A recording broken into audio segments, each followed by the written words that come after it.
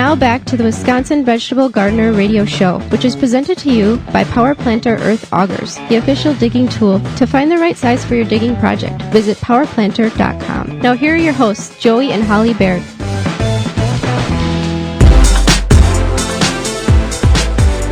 Welcome back to the Wisconsin Vegetable Gardener Radio Show. We're going to talk about pressure canning. Do you pressure can? Do you water bath can? Do you preserve in that form or fashion?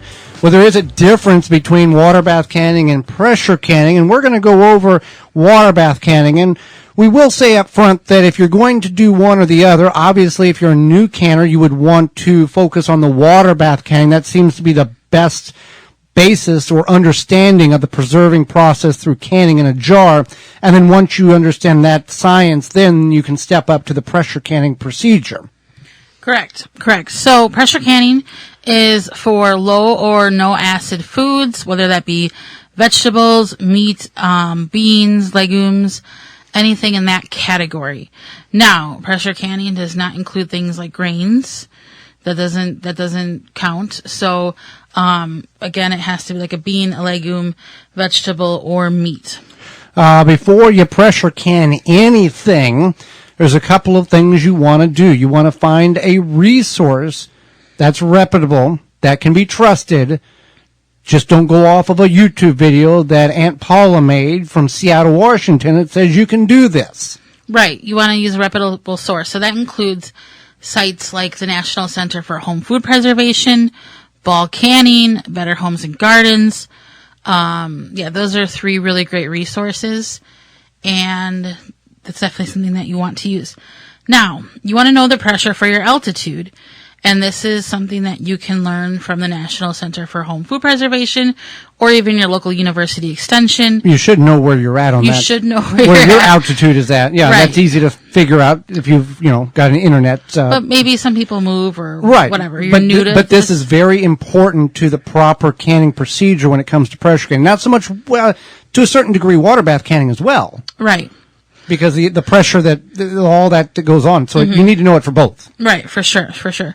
And because a lot of the times these books will say do 15 PSI, blah, blah, blah, and you might have to adjust that based on where you are. And it can be quite a bit of difference. I know when I was canning peaches, raw packed peaches the other day, water bath, it was 30 minutes for our altitude, but if we were over 6,000 feet or something, it was an extra 15 minutes in the water bath canner. Yeah, so that's something to definitely keep in mind. Now, your pressure canner is going to have seals, gaskets, what have you, and you want to make sure that those are checked often. So a lot of times you might have to call around. Sometimes university extensions will check it. Sometimes certain hardware stores. So it's something that you definitely want to keep in mind. So that is another one. Now, when you're ready to can or you're going to can your items, you want to peel your vegetables. And that is because there are some good things in your soil. It's not an option. It's not an option. No, there's some good things in your soil and there's some bad things in your soil. And with the bad things, that includes like botulism. So when you have potatoes, carrots, radishes. Well, beets and radishes. You can pickle both of those, but if you're going to preserve, people can them. Yeah. Beets, radishes, what have you. Parsnips, rutabaga. Yep. So you want to make sure you peel those items, and the same thing goes for like pumpkin or squash. And when you bring up pumpkin and squash, with any of these things, in the pressure canning realm, you can't have it mashed. It has to be cubed. If you're going to do something like applesauce or pear sauce, that's different, and it can be in the end result, the end form when you put it in the jar, like the puree. Right. So you want to make sure that if it's something like pumpkin, like we can pumpkin for when we make pumpkin pie with it, but we cube it. So we peel it and we cube it. Same thing with potatoes or anything. You can't just can like mashed potatoes or mashed pumpkin or mashed squash or mashed spaghetti squash or whatever. You want to make sure that you are cubing it. I don't think you want to can spaghetti squash. No, but with the reason behind this being that it doesn't properly get to the correct temperature internally if it's in the mashed form. it's inconsistent temperature ranges inside of that food, and it cannot safely be cooked and sealed in that jar if it's not in the cube form. Right.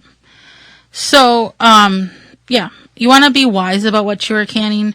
So you want to can the most purest or whole food item. So that means like if you want to use beans, you want to use if you're canning a meat chili, use the ground meat. And then when it comes to your spices, you don't want to use like a prepackaged chili mix. You want to use like chili powder and The raw basic ingredient. Cumin, garlic, whatever, but not like a spice packet, because there's emulsifiers and additives in those spice packets, and that could cause problems.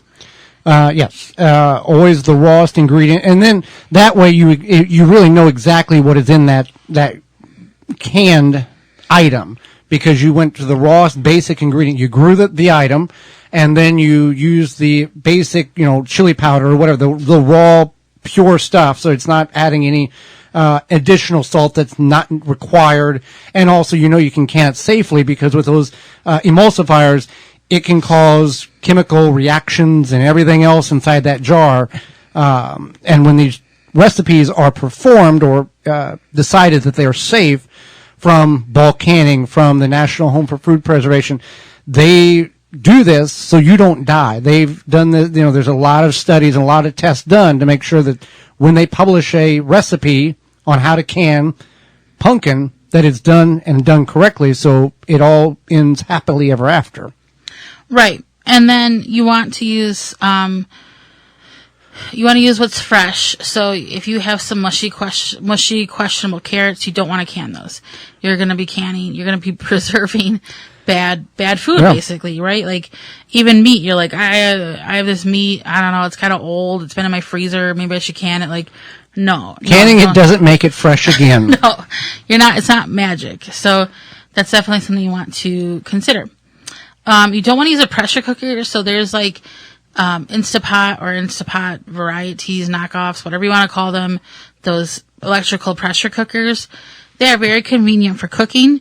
They are not for canning. And that's because you can't calibrate them to make sure they're getting to the proper pressure to can safely. Now, wasn't Ball going to come out with an electrical device that was for the intention of pressure canning? I think so. I don't know if it's made the market or not, but your standard pressure cooker or Instapot, no go. Right. It'll make you feel good at the beginning, but it'll make you sick at the end, right, if not kill you, because you're not doing it correctly. Right. And then think about what you want to can before you invest. So maybe you're like, I just want to can like some carrots or whatever, or some green beans, but I don't have a lot to can. You might be better off freezing them. Now, when you say green beans, so there's some people listening that their whole lives it's been water bath canned green beans. I grew up with water bath canned green beans. Right. But that has changed. Right. So green beans now you have to pressure can. You cannot water bath can them safely. Something about the acid changing the food and the soil, blah, blah, blah. So and that's why recipes are not the same as they were in 1947, 52, 63. Right. Because the properties in the food that we're growing is very different than it was back then. Correct. So, yeah. So you need to decide, like, it is good to invest in a pressure canner, but if you're not going to can a whole lot, or you just don't, some people buy these like 15 jar canners, and if that's not what you're canning or what you're doing, then maybe like we have a small pressure canner, it holds 4 quarts.